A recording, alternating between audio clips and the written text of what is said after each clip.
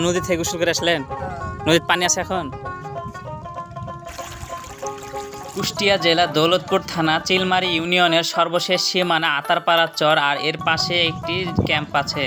আর ক্যাম্পের পাশে আছে পদ্মা নদী। আর প্রতিবার বন্যাতে নদী ভাঙার কারণে এখানে প্রায় কয়েক কিলোমিটার ধরে জিও ব্যাগ ফেলা হয়েছে। ঘটনাস্থল থেকে জানা যায় এই জিও ব্যাগ ফেলে এটা কারা বানছে আপনার এই নদীর পার? নদী ভাঙছে কুষ্টার। কুষ্টিয়ার? ও যার নদী না ভাঙে না, এটা বাঁধ দিয়েছে কেন? বাঁধে দিতে ভাঙ্গা জায়গা দেখে ও বাঁধ দিয়েছে। লোক যাইব এলাকা। ও আচ্ছা। আর এই পাশে ক্যাম্প আছে নাকি?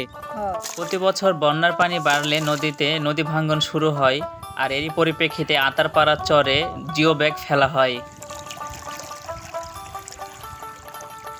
প্রতি বছর বন্যার কারণে এখানকার মানুষের আবাদি জমিন ও বসত ভিটা সবকিছু নদীতে বিলীন হয়ে যাচ্ছে দিন দিন। আর তাই তো এই এলাকার বাসিন্দাদের কথা চিন্তা করে এখানে কয়েক কিলোমিটার জিও ব্যাগ ফেলা হয়। কুষ্টিয়া জেলা দৌলতপুর থানা চিলমারি ইউনিয়নের আতারপাড়া চরের মধ্যে কার কি মতামত আছে তা জানাবেন। আর এতক্ষণ বি চ্যানেল ওয়ানের সাথে থাকার জন্য অসংখ্য ধন্যবাদ। তো ভালো থাকবেন, সে পর্যন্ত আপনাদের সামনে আবারও কোনো ভিডিও নিয়ে হাজির হব। তো আল্লাহ হাফেজ।